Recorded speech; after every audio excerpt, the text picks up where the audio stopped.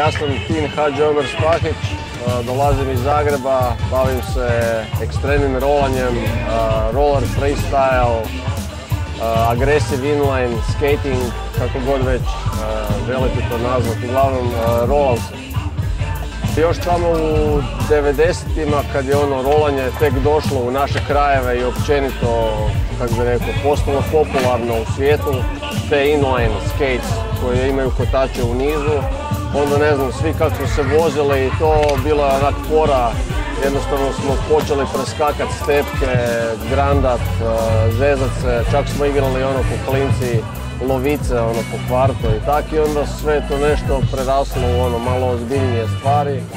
Također počeli su se pojavljivati neki manji skate parkovi i onda smo mi tamo počeli vježbati, evo tak je to nekog sve došlo do toga da već vozim praktički 27 godina. Nekad mi je čudno kako je zapravo puno godina prošlo i šta smo sve zapravo doživjeli u tom periodu, nekom fora, definitivno jedno zanimljivo iskustvo. Pa u početku u 90-ima je bilo dosta onak, ajmo reći, svi su imali role, svi su htjeli kupiti role, jednostavno na kvartu je bilo brdo klinaca koji su se skupa vozili i tak jednostavno počeli rokat po stepenicama, počeli grindat po nekim ivicama sa strane i s vremenom se razvilo u jedan malo veći, kako bi rekao, sport. Industrija je porasla, počeli su dolaziti ti agresivni tipovi modela, odmah svi su pokupovali te agresivne role i krenuli rokat grindove, skokove,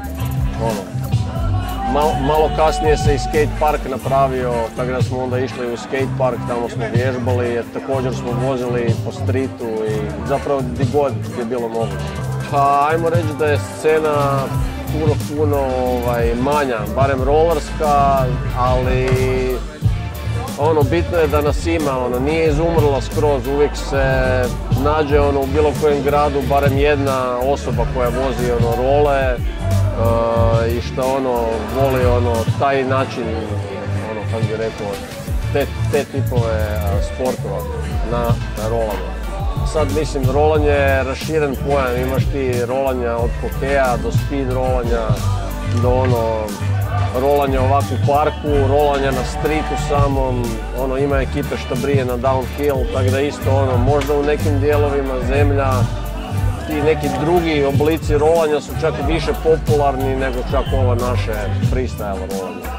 Pa jesam, čak sam klizao, skio, čak i na skijama znam i grandat, neki skok napraviti, ali u principu rolanje mi je kao glavni sport. Ajmo reći, stariji vozači iz Zagreba i također stariji vozači iz susjednih zemalja, tipa ne znam, Samo Bajec iz Slovenije, on je prije vozio za rollerblade i bio je jako dobar, imao je stil i onda kad vidiš njega kak napravi nešto, a ti si još klinac, ne moraš ni skočiti na šipku, onda ti je to sve kako bi rekao, wow, tako da da, Samo Bajec je ostavio dosta velik trag na moje rolanje i također brat Sanjin isto, on me uvijek kako bi rekao, bodrio da se vozimo skupa i jedan drugog guramo da radimo što teže trikove. I također neki vozači iz Amerike koji su bili utjecajni u to doba, tipa Aaron Feinberg, kasnije je bio Brian Aragon i ne znam, još puno ljudi od, ne znam, John Bolino, Alex Brosko, David Sizemore, mislim, također postoje i street i park vozači, park disciplina tipa Romana Brate ili ne znam, iz Švicarske, Maxime Junod, to su sve jako dobri vozači izvana i oni su praktički na vrhu rolerske ljestvice u svijetu. Ne bih rekao baš da se može živjeti od ekstremnog sporta u Hrvatskoj, općenito čitao sam i neke članke da ni vani baš nije to nešto prebajno, onda kamoli u Hrvatskoj. I nije to još kod nas toliko razvijeno da bi ti zaista mogao od tog nešto zarađivati. Mislim, da dobiješ tu i tamo na natjecanju neki novac ili od sponzora nekih, imaš plaćene putove i to, ali uvijek, kako bi rekao, moraš imati još novaca sa strane i za hranu, i za smještaj, i za puno toga, tako da definitivno ne možeš živjeti samo od rolanja ili bilo kojeg ekstremnog sporta, malo ko u Hrvatskoj može, možda par njih. U principu rolanje kod nas je također klasificiran sport i savez čak pomaže sportašima, ali kako su to zapravo ne toliko razvijeni sportovi, onda i sama donacija za te sportove je puno manja nego recimo spram nogometa, rukometa ili nekog sporta gdje je to puno više razvijeno u Hrvatskoj. Moj najveći uspjeh u karijeri, pa nemam pojma, osvojio sam 2010. Balkan Rolling Series, to je kao od 5 zemalja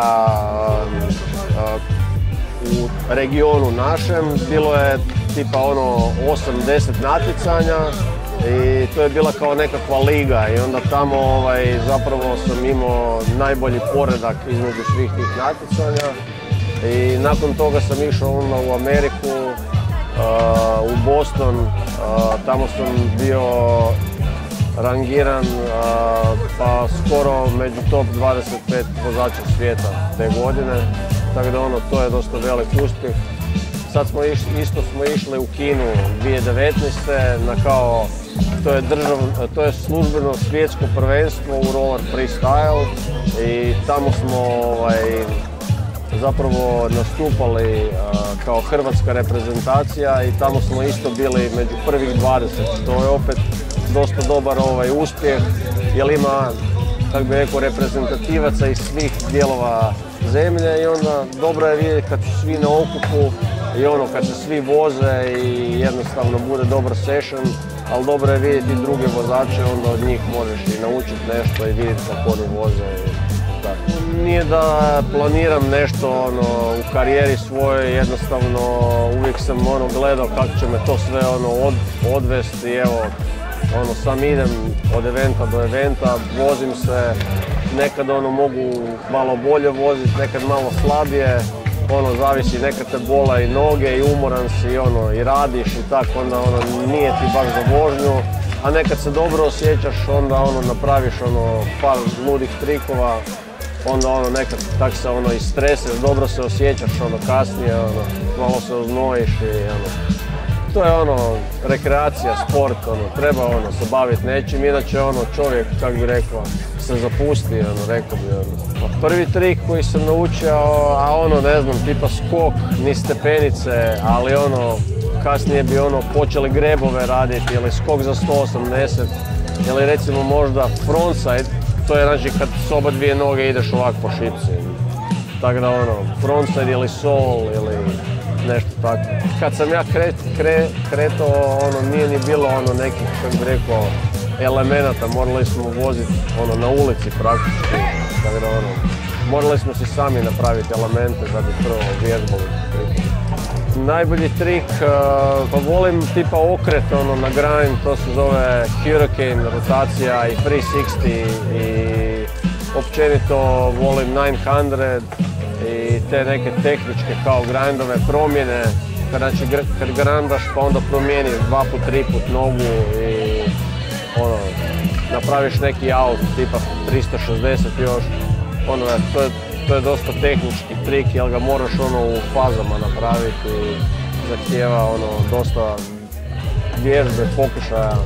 Nekad ti treba 30-40 pokušaja da napraviš taj jedan trik. Pa evo, ozljede da su dosta učestale u ovim sportovima. Imao sam par puta sam slomio ruku, desnu, tu sam slomio, imam ozljede. Imam i tu isto. Malo, to sam pao sve, ali uvijek nikad ne znaš kad će ti se desiti taj pad. Pa to je jednostavno neki rizik u koji ulaziš kad se počneš baviti tim sportom. Jer nekad padneš i na najglupljem triku, nekom kojim si napravio već 100 puta i taj put ne promisliš i jednostavno pođe po zlu i ne znam, slomiš se. Pa općenito u Hrvatskoj što se tiče skate parkova, prije nije bilo tako, prije nije bilo baš parkova u svakom gradu. Sad ajmo reći da u dosta glavnih i većih gradova već se može naći po jedan skate park i to je dobro, dok god ima potencijala da se skate parkovi grade, to znači da ima i vozača i da će scena biti živa.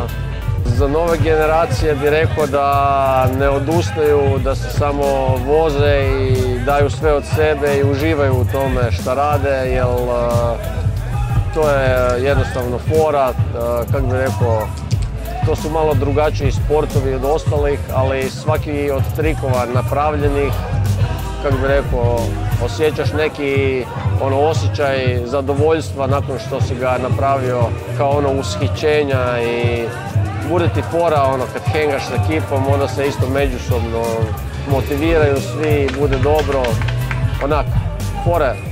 Fora su ti sportovi jer su drugačiji od ostalih i baš zato htio bih poručiti mladima da isprobaju umjesto nekih tipa nogometa ili nekih, kako bih rekao, teretana ili bilo kakvih drugih stvari, malo ovako ove ekstremne sportove.